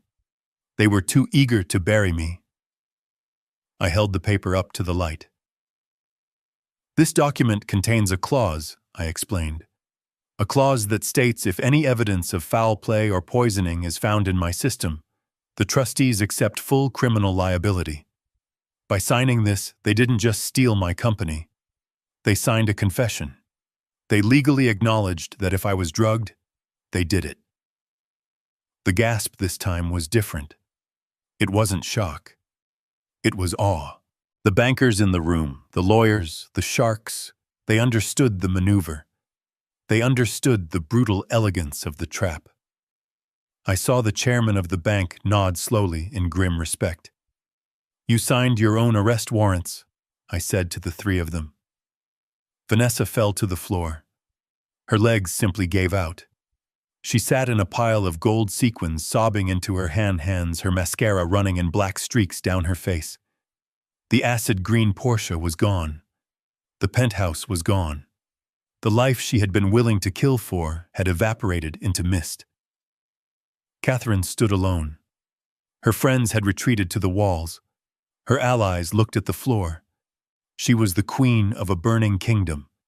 She looked up at me, and for the first time I saw the fear I had wanted to see. Not the fear of getting caught, but the fear of total annihilation. "Bill," she whispered, her voice barely audible. "Please." "Please what?" I asked. "Please don't send you to Shady Acres. Please don't poison your soup. Please don't erase your life." I shook my head. "It is too late for please, Catherine. You didn't show mercy when I was stumbling through the hallway yesterday. You didn't show mercy when you forged my name on the house deed. You wanted me gone." I looked toward the main double doors of the ballroom. "And now you are going to get your wish. I am leaving, but I am not going alone." The doors swung open with a heavy thud that resonated through the floorboards. The silence broke. The sound of heavy boots marching on marble filled the room. Lawyer Blackwood walked in first, his face set in a grim line, holding a briefcase. Behind him was the chief of police, and behind him, wearing navy blue windbreakers with 3 yellow letters that every criminal fears, were 6 agents of the Federal Bureau of Investigation. The crowd parted like the Red Sea. "Catherine Harrington, James Harrington, Vanessa Harrington," the lead agent boomed, his voice carrying over the sobbing of my daughter-in-law. I lowered the microphone. My part was done. I had played the fool, I had played the victim, and now I had played the executioner. I watched as the agents moved in. I watched the handcuffs come out, the steel glinting under the chandelier. I watched the metal snap around the wrists of the woman who had vowed to love me until death. She had tried to rush the until death part. Now she would have a long time to think about it. I didn't smile. I didn't cheer. I just stood on the stage, a lonely figure in a tuxedo, watching my family being dragged away from the party they had thrown for my funeral. The movie was over. The credits were rolling, and they were going to prison. The guests stood frozen, their champagne glasses forgotten in their hands. They looked at me with a mixture of terror and pity. They didn't know what to say. There is no etiquette book for a moment like this. I tapped the microphone one last time. "Enjoy the buffet," I said. "I paid for it." Then I put the mic down and walked off the stage. Catherine lunged at me. It was a primal, desperate movement, stripping away the last veneer of the sophisticated socialite she had pretended to be for 15 years. Her face was contorted, her makeup streaked with sweat, her hands hooked into claws reaching for the microphone in my hand. She wanted to silence me. She wanted to stop the flow of truth that was drowning her, but she forgot who she was dealing with. She saw an old man. She forgot she was attacking a man who had worked on the docks before he owned them. I stepped back. It was a simple, fluid motion, a sidestep I had learned in boxing gyms a lifetime ago. She missed me by inches. Her momentum carried her forward, and she stumbled, catching herself on the edge of the podium. Her high heel snapped with a dry crack. She fell to her knee, gasping, her expensive gown tearing at the hem. It was a pathetic sight. The queen of the manor reduced to a heap of gold silk and desperation on the floor. The room was silent. Not a whisper. Not a clink of a glass. 200 of the city's elite stared at her, then at me. I looked down at her. I didn't feel pity. I felt the cold, hard satisfaction of a balance sheet finally zeroing out. "You think I am weak, Catherine," I said into the microphone. My voice boomed through the ballroom, steady and unforgiving. "You think because I have gray hair my mind is soft. You think because I walk slowly I cannot see you coming. You judged me by the shell, but you forgot about the steel underneath."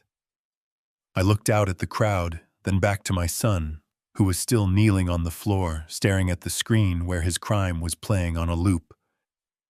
I built this empire from nothing, I roared. My voice cracked with the intensity of the rage I had been suppressing for 3 days. I was driving trucks through blizzards while you were still learning to walk James. I was negotiating with cartels and unions while you were in private school spending my money. I built the roof over your head. I paid for the clothes on your back. And you thought you could take it from me with a few drops of poison and a pen. You thought I was the prey, I said, lowering my voice to a dangerous growl. But I was never the prey. I was just waiting for you to step into the cage. Catherine tried to stand up. She looked wild. He is lying, she shrieked, pointing a shaking finger at me. He is the one who is crazy. Get him off the stage. Someone help me. She looked toward the security guards I employed. They didn't move. They stood by the doors, their arms crossed, staring at her with stone faces. They knew who signed their paychecks. No one is going to help you, Catherine, I said, because they know what you are now. But don't worry. I didn't come here alone either. I nodded toward the main entrance. The heavy double doors, which had been closed to keep the party in, swung open with a definitive heavy thud. The sound of heavy boots marching on marble echoed through the hall. It was a rhythmic, militaristic sound that cut through the tension like a knife. Marcus Blackwood walked in first. He wasn't smiling. He looked like the Grim Reaper in a 3-piece suit holding a black leather briefcase that contained their doom. Flanking him was the chief of police, a man I had known for 20 years, looking grim.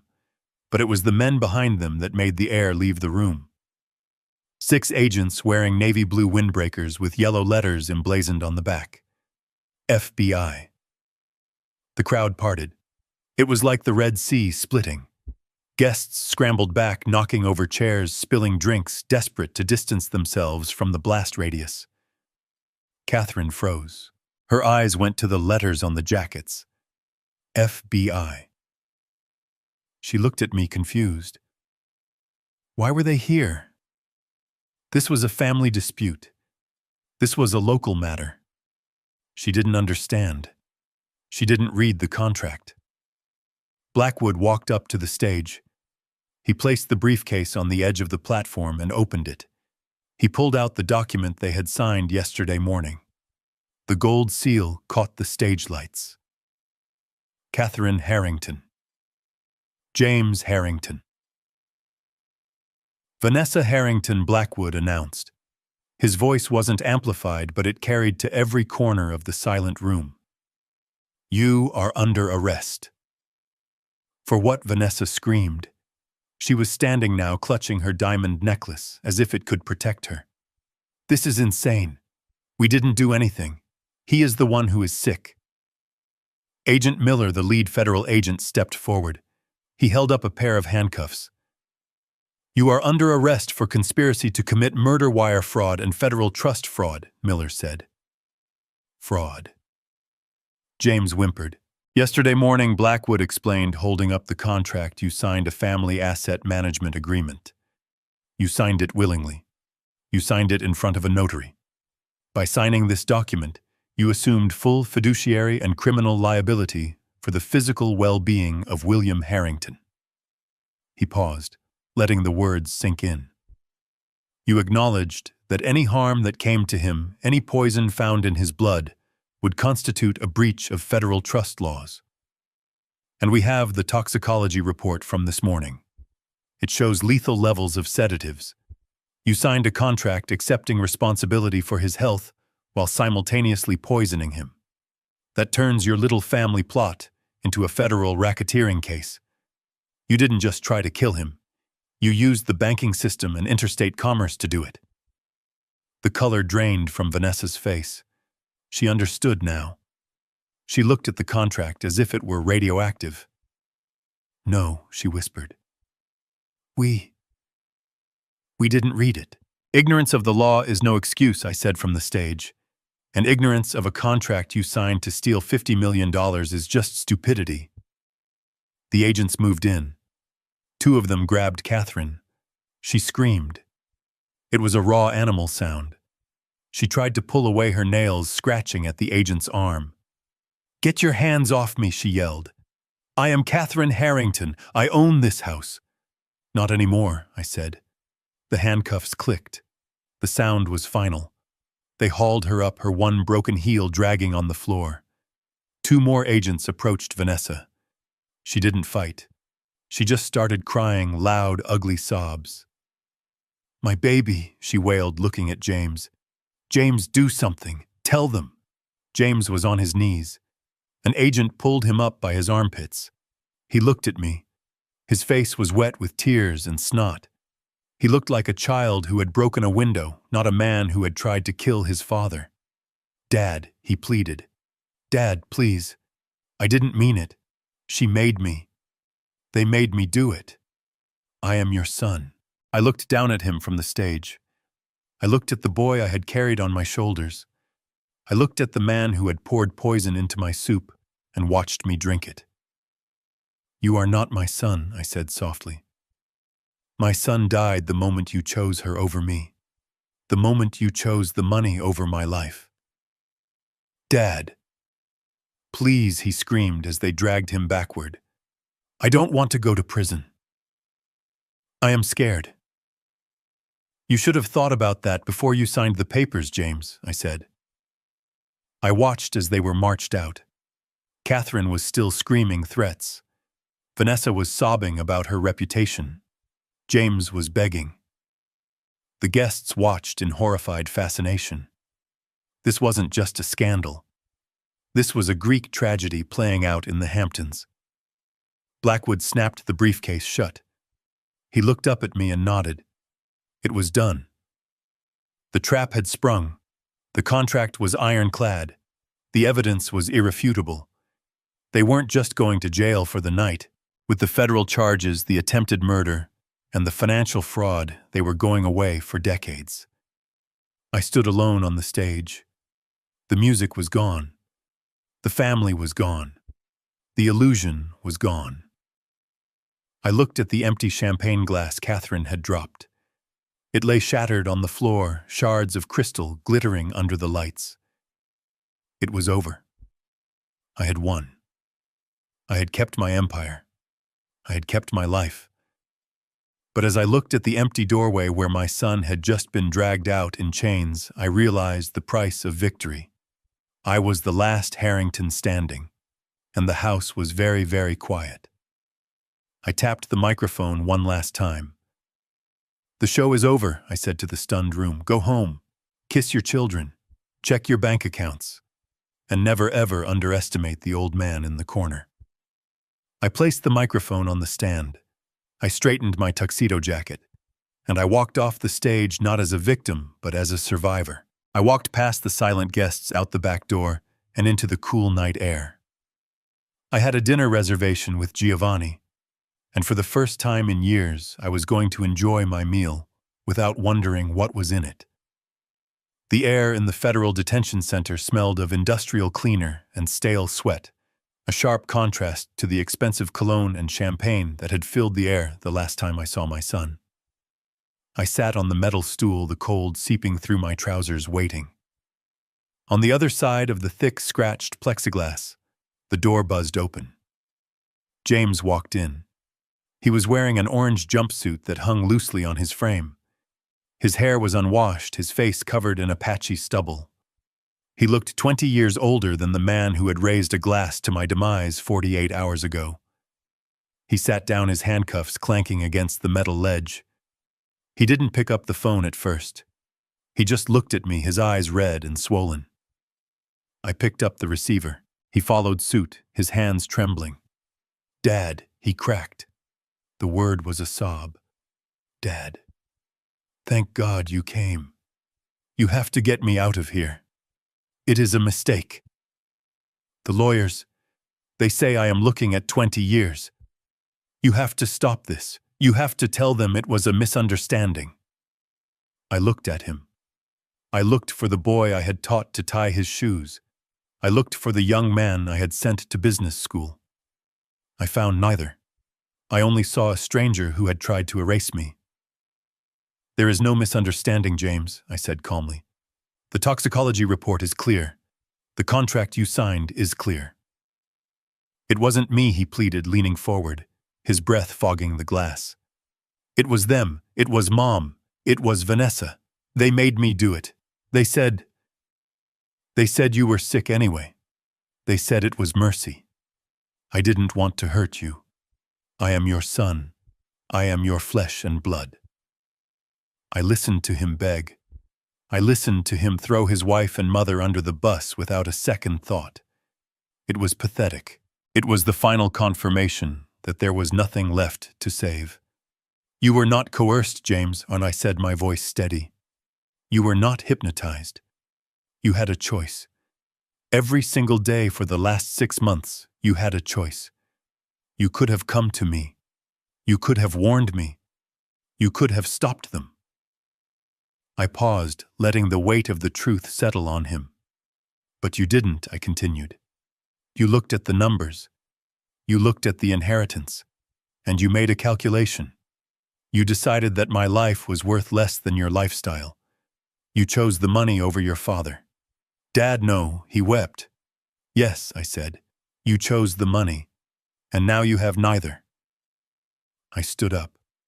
The metal stool scraped against the floor. What do you mean? James asked, panic rising in his voice. The trust. The trust is dissolved, I said. I met with Blackwood this morning. I am liquidating everything. The company, the properties, the penthouse you wanted so badly. Every single dime is being transferred into an irrevocable charitable foundation. It will fund scholarships. It will build hospitals. It will do the good in the world that you refused to do. James stared at me, his mouth open in horror. He wasn't mourning the loss of his father. He was mourning the loss of the fortune. You can't, he whispered. That is my money. It was never your money, I said. It was mine. And now it belongs to the world. I started to hang up the phone. Dad, wait, James screamed, slamming his hand against the glass. You can't leave me here. I don't have a lawyer. The accounts are frozen. Who is going to defend me? I looked at him one last time. I felt a pang of sadness, deep and old, but it was quickly replaced by the cold clarity of justice. Good luck with the public defender, son, I said. I hung up the phone. I didn't wait for his response. I didn't watch him scream. I turned my back on the glass, on the orange jumpsuit, and on the man who used to be my son. I walked toward the heavy steel door, and for the first time in months, I didn't feel the weight of the knife in my back. I was light. I was free.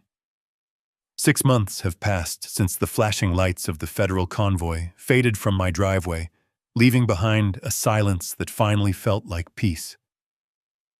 I am sitting at the same corner table at the Gilded Fork, where I used to dine alone, surrounded by sycophants and liars.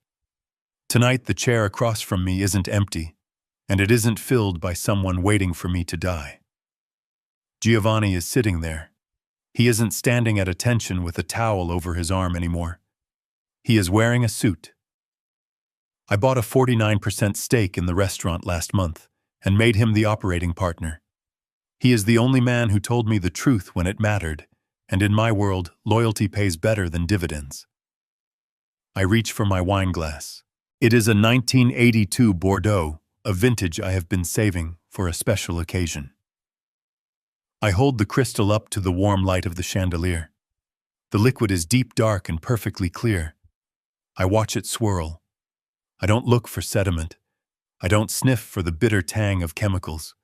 I don't wonder if this sip will be the one that erases my memory or stops my heart. I just smell the oak and the fruit. I take a long, slow sip. It tastes like victory. It tastes like freedom. I think about them sometimes, usually when the evening gets quiet. I wonder what they are doing right now. Catherine and Vanessa are currently residents of the Bedford Hills Correctional Facility. The plea deals fell apart when the extent of the financial fraud came to light. They are serving 20 years each. They wanted to live together in the lap of luxury, sharing my wealth.